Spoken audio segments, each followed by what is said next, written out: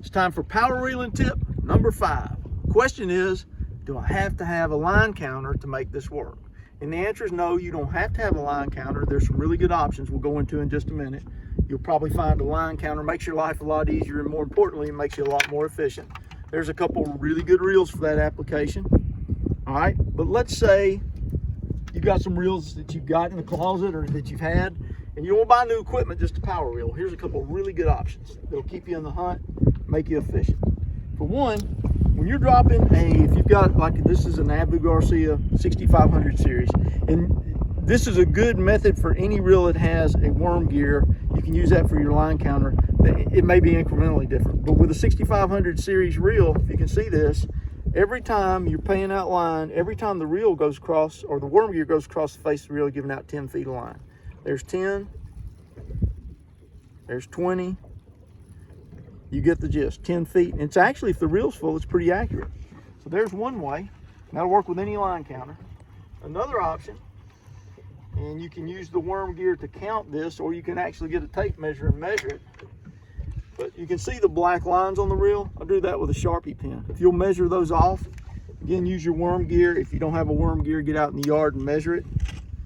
But let's just show you this. This line, monofilament line, is porous enough, it'll actually absorb some of the ink. So we're just gonna take the Sharpie, do this, let it run along there, get it nice and dark, and you'll be able to see that. You may have to reapply it a couple times over the course of the day because it will come off. But that, if you mark it in increments of 20, 40, 60, 30, and 60, you can see it on the reel. It's actually really, really evident. All right, now that's a good option. Here's another one. These baits are big enough and heavy enough. This is a 2-ounce chipmunk. This gives you a really good return on your sonar. So watch this. We're going to drop him down there and watch him on the sonar. You'll be able to see the jig going down. Got a pretty picture here. We got some fish and some bait. There comes the jig in right here.